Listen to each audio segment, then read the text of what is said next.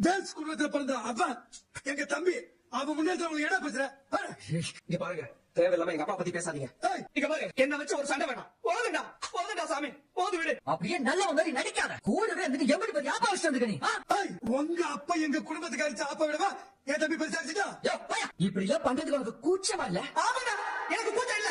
இல்ல இப்ப என்ன பண்ண சொல்றேன் மாமா? ஏய், உங்க அப்பா கடை நடத்துற இதே ரோட்ல நானும் கடை நடத்துறதுக்கு எனக்கு எந்த கூச்சமும் இல்ல. புரியுதா?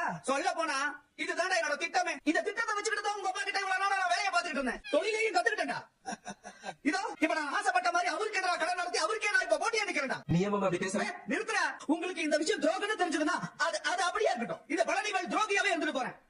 அதான் அந்த வீட்டுக்கும் எனக்கும் எந்த சம்பந்தம் இல்லைன்னா உங்க அப்பா கழுத்து பிடிச்சு வெளியே தள்ளாத குறையா தோட்டிட்டார்ல. தான் கையால பச்சை தண்ணி கூட கொடுக்க மாட்டேன்னு என் அக்காவை என்கிட்ட சொல்லிச்சுல. அப்புறம் எதுக்குடா இங்க வந்து சண்டை போட்டுக்கிட்டு இருக்கீங்க? இங்க பாரு, உங்களுக்கு எப்ப நான் வேணாம்னு முடிவு பண்ணிட்டீங்களோ அந்த நிமிஷமே நீங்களே எனக்கு வேணாம்.